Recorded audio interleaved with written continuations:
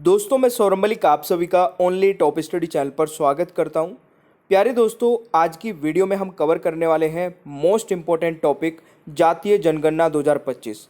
मेरे प्यारे दोस्तों, 30 अप्रैल 2025 को केंद्र सरकार ने जातीय आधारित जनगणना को मंजूरी दे दी है। अब ये टॉपिक मोस्ट इम्पोर्टेंट बन जाता है एग्जाम्स के पॉइंट ऑफ व्यू से। अब इस वीडियो में हम डिस्कस करने वाले हैं जातीय जनगणना से संबंधित 30 ऐसे क्वेश्चन आंसर्स जो कि हर एक एग्ज़ाम में पूछे जाएंगे, चाहे 2025-26 में जो भी एग्ज़ाम होगा हर एक एग्ज़ाम में क्वेश्चंस आएंगे। तो ध्यान से इस वीडियो को एंड तक देख लेना। वीडियो पसंद आए, हमारी मेहनत पसंद आए तो वीडियो को लाइक शेयर कर देना।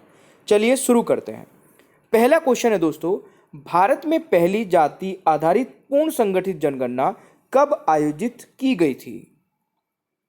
इस क्वेश्चन का सही आंसर रहेगा 1881 में, यानी कि पहले क्वेश्चन का राइट आंसर बी हो जाएगा।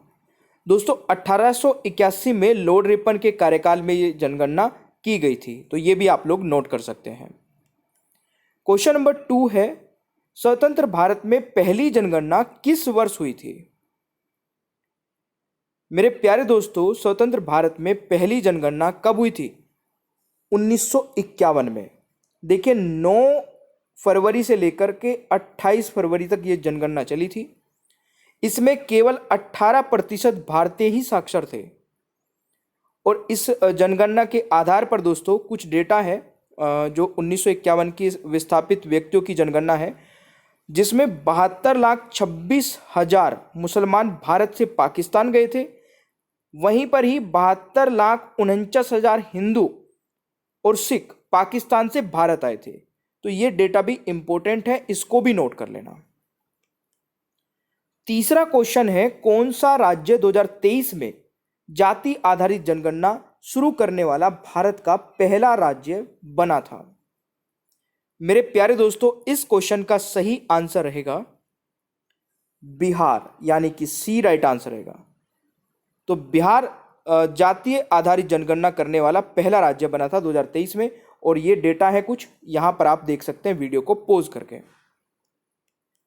क्वेश्चन नंबर 4 है, स्वतंत्र भारत की पहली जाति आधारित जनगणना को कैबिनेट कमेटी द्वारा मंजूरी कब दी गई? ये वेरी वेरी इंपॉर्टेंट क्वेश्चन है, ये डेट आपको पता होनी चाहिए। मैंने स्टार्टिंग में ही आपको बताया था दोस्तों, 30 अप्रैल 2025 को ये मंजूरी दी गई है। क्वेश्चन नंबर 4 का राइट आंसर डी हो जाएगा। क्वेश्चन नंबर 5 है, 2011 की जनगणना के अनुसार भारत में अनुसूचित जाति यानी कि एससी की जनसंख्या का प्रतिशत कितना है? दोस्तों सही आंसर रहेगा 16.6%। पांचवें क्वेश्चन का राइट आंसर बी हो जाएगा। मेरे प्यारे दोस्तों, आप लोग में से जितने भी सीरियस स्टूडेंट हैं जो किसी न किसी कॉम्पिटिटिव एग्जाम को क्रैक करना चाहते हैं, तो ये मास्टर पीडीएफ जरूर ले लीजिए। इस मास्टर पीडीएफ की खास बात मैं बता देता हूं फटाफट। ये इसमें दोस्तों हमने 10 सब्जेक्ट्स को कवर किया है, और ये 10 सब्जेक्ट हैं। ये इन सभी 10 सब्जेक्ट को दोस्तों हमने सब्जेक्ट वाइज सब्जेक्ट और फिर उसके अंदर सारे चैप्टर और फिर टॉपिक वाइज टॉपिक कवर किया है। यानी कि एक बार अगर आप इस पीडीएफ को ले लेते हैं और पढ़ लेते हैं तो इसके बाद कोई दूसरी पीडीएफ या बुक की जरूरत नहीं पड़ेगी। सबसे खास बात, ये 10 दोस्तों ई बुक का जो सेट है वो 199 रुपये में आपको मिल जाएगा। यानी कि पूरी लाइफ टाइम के लिए आपको केवल 199 का वन टाइम पेमेंट करना है। और एक पीडीएफ की बात करूं तो ओनली 20 रुपीज़ में आपको एक पीडीएफ पड़ रही है, वो भी पूरी लाइफ टाइम के लिए। तो इससे बेस्ट और इससे सस्ती पीडीएफ कोई नहीं हो सकती है। आप इसको जरूर ले लेना। डिस्क्रिप्शन बॉक्स में भी लिंक है, या फिर इस नंबर पे जाइए और हमें व्हाट्सएप पे मैसेज कर दीजिए। मैसेज में सिर्फ लिखना है मास्टर पीडीएफ, हाय हेलो मत करना।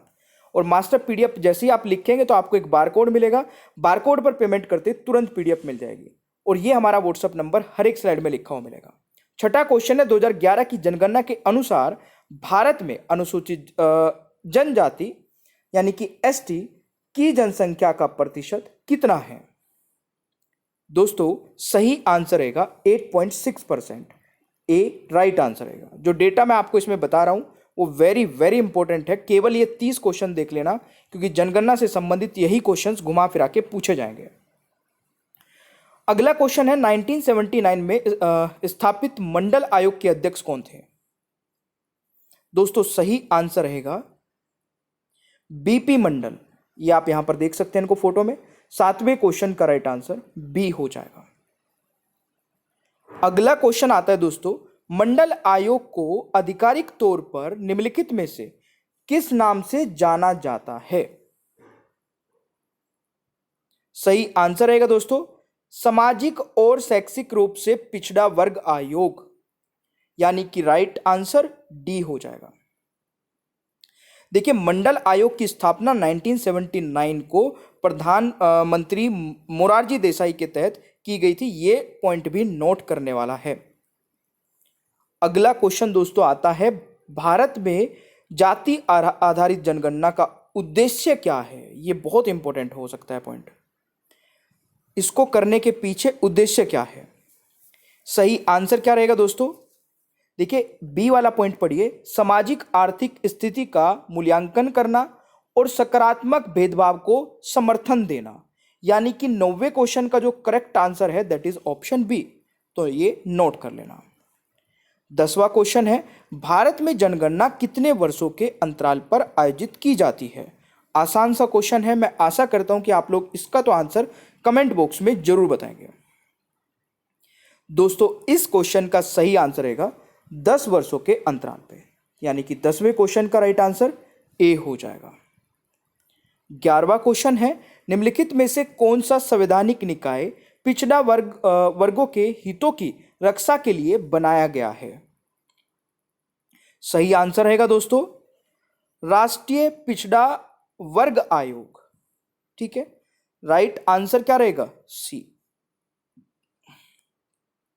अगला क्वेश्चन है, मंडल आयोग ने ओबीसी की जनसंख्या का अनुमान किस जनगणना के आंकड़ों के आधार पर लगाया था? दोस्तों, सही आंसर रहेगा 1931 की जनगणना के आधार पर। 12वें क्वेश्चन का राइट आंसर सी हो जाएगा। क्वेश्चन नंबर 13 है, राष्ट्रीय पिछड़ा वर्ग आयोग यानी कि एनसीबीसी की स्थापना किस वर्ष में हुई थी? दोस्तों, राइट आंसर क्या रहेगा? National commission for backward classes की स्थापना 1993 में हुई थी। 1993 यानी कि बी राइट आंसर हो जाएगा। अगला क्वेश्चन आता है, आर्थिक रूप से कमजोर वर्गों यानी कि इकोनॉमिकली वीकर सेक्शन ईडब्ल्यूएस के लिए आरक्षण किस संवैधानिक संशोधन के माध्यम से प्रदान किया गया है? यह भी वेरी वेरी इंपॉर्टेंट, मार्क कर लेना। पॉलिटी में दोस्तों ये क्वेश्चन हर एक एग्जाम में रिपीट हो चुका है, आगे भी पूछे जाने की पूरी संभावना है। इस क्वेश्चन का राइट आंसर रहेगा दोस्तों 103वां संविधान संशोधन था ये, तो राइट आंसर डी हो जाएगा। अगला क्वेश्चन आता है दोस्तों, किस संवैधानिक संशोधन के माध्यम से राष्ट्रीय पिछड़ा वर्ग आयोग को संवैधानिक दर्जा दिया गया? देखिए, संवैधानिक दर्जा दोस्तों 102वां जो संविधान संशोधन था उसके तहत दिया गया। ठीक है, तो राइट आंसर इज सी हो जाएगा। चलिए, अगला क्वेश्चन दोस्तों आ जाता है, 1931 की जनगणना के बाद किस वर्ग में सामाजिक आर्थिक और जाति जनगणना का आयोजन किया गया था? तो इस क्वेश्चन का दोस्तों राइट आंसर रहेगा 2011 की जनगणना के बाद, यानी 2011 की जनगणना में, तो राइट आंसर सी हो जाएगा। ठीक है, अगला क्वेश्चन हमारा आता है, भारत में जनगणना का आयोजन कौन करता है? तो सही आंसर क्या रहेगा? भारत के महापंचायत और जनगणना आयुक्त का कार्यालय, यानी कि राइट आंसर सी हो जाएगा इस क्वेश्चन का सही आंसर। क्वेश्चन नंबर 18 है, मंडल आयोग की स्थापना के समय भारत के प्रधानमंत्री कौन थे? सेशन अच्छा लगे दोस्तों लाइक भी करते रहा करें, शेयर भी करते रहा करें। टॉपिक वाइज टॉपिक सारी वीडियोस देखने के लिए ओनली टॉप स्टडी चैनल के साथ में जुड़े रहिए। दोपहर में 2 बजे हर रोज नई वीडियो आती है, रात में 9 बजे भी वीडियो आती है, और सुबह 6:30 बजे करंट अफेयर तो आती है, वो तो आप सभी को पता ही होगा।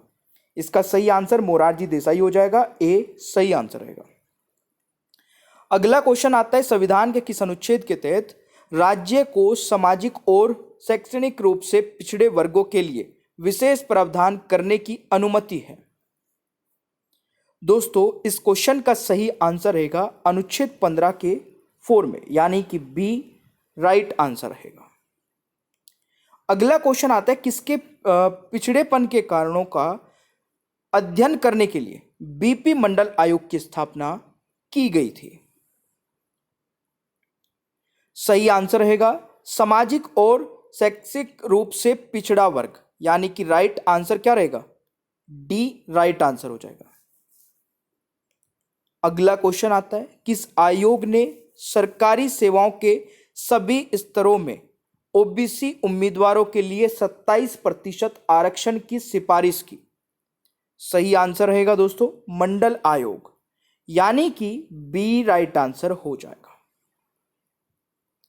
अगला क्वेश्चन आता है निम्नलिखित में से कौन सा आयोग विशेष रूप से सामाजिक और शैक्षणिक रूप से पिछड़े वर्गों के लिए बनाया गया था। दोस्तों सही आंसर रहेगा काका कालेकर आयोग, यानी कि राइट आंसर सी हो जाएगा। अगला क्वेश्चन आता है किस राज्य में अनुसूचित जनजाति यानी कि एसटी की जनसंख्या सर्वाधिक है। सही आंसर रहेगा दोस्तों मध्य प्रदेश में एसटी की जनसंख्या सबसे ज्यादा है, बी राइट आंसर रहेगा। क्वेश्चन नंबर 24 है जाति आधारित भेदभाव भारतीय संविधान के किस अनुच्छेद के तहत निषेध है। सही आंसर रहेगा अनुच्छेद 15, यानी कि बी राइट आंसर रहेगा। 25वां क्वेश्चन है किस संवैधानिक अनुच्छेद के तहत पिछड़े वर्गों के लिए सेवाओं में आरक्षण का प्रावधान किया गया है। यह दोस्तों अनुच्छेद 16 के 4 में, यानी कि बी राइट आंसर रहेगा। अगला क्वेश्चन आता है भारत में अंतिम बार विस्तृत जाति जनगणना कब हुई थी। सही आंसर रहेगा 1931 ईस्वी में, यानी कि बी राइट आंसर रहेगा। अगला क्वेश्चन आता है अस्पृश्यता का उन्मूलन भारतीय संविधान के किस अनुच्छेद में निहित है। तो अनटचेबिलिटी दोस्तों ये हमें बताता है अनुच्छेद 17, यानी कि डी राइट आंसर रहेगा। 28वां क्वेश्चन है SECC 2011 के तहत सामाजिक आर्थिक आंकड़े कब जारी किए गए थे। सही आंसर रहेगा 2015, यानी कि C is the right answer. Question number 29 है भारत में अनुसूचित जाति और अनुसूचित जनजाति आदेश यानी कि संशोधन अधिनियम 1976 का उद्देश्य क्या था। सही आंसर रहेगा दोस्तों अनुसूचित जातियों और अनुसूचित जनजातियों की सूची बनाना, तो राइट आंसर बी हो जाएगा। जनगणना 2021 किस कारण से विलंबित हुई। कोविड-19 महामारी की वजह से। 30वें क्वेश्चन का राइट आंसर सी हो जाएगा। 31वां क्वेश्चन है भारत में निम्नलिखित में से किस राज्य में अधिकतम अनुसूचित जाति यानी कि एससी आबादी है। दोस्तों यह है उत्तर प्रदेश में, यानी कि ए इज द राइट आंसर।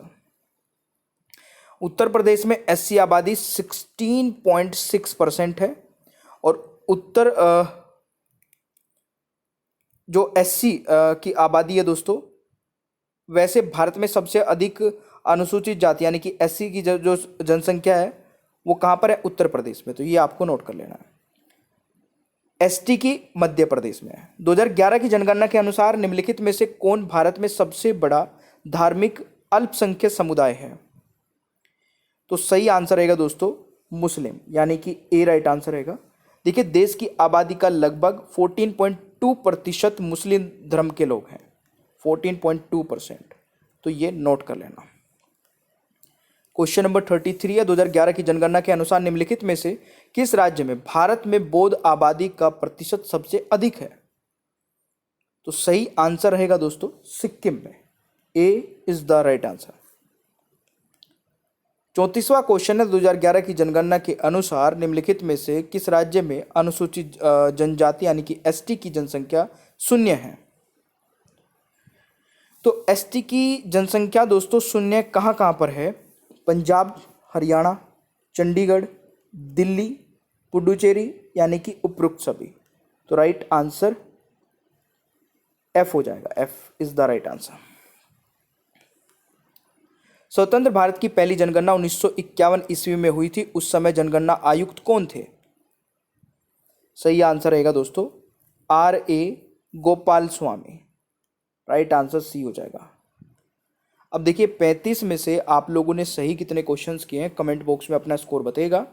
और प्यारे दोस्तों एक टेस्ट क्वेश्चन भी पूछ लेता हूं। पिछड़ा वर्ग आयोग NCBC की स्थापना किस वर्ष में हुई थी? एक टेस्ट क्वेश्चन है, सभी को आंसर बताना है कमेंट बॉक्स में।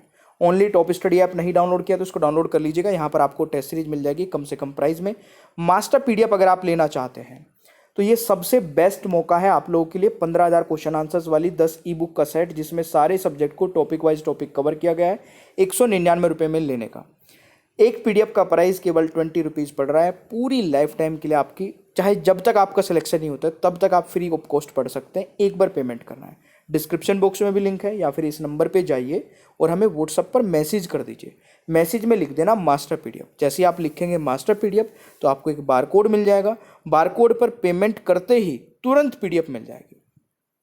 सेशन आपको अच्छा लगे तो लाइक शेयर करिए, चैनल पर नए हैं तो सब्सक्राइब करिएगा, बेल आइकन को ऑन रखना ताकि आगे आने वाली कोई भी वीडियो मिस ना हो। Thank you so much, bye bye everyone, take care, ख्याल रखें अपना, मिलते हैं नेक्स्ट क्लास में।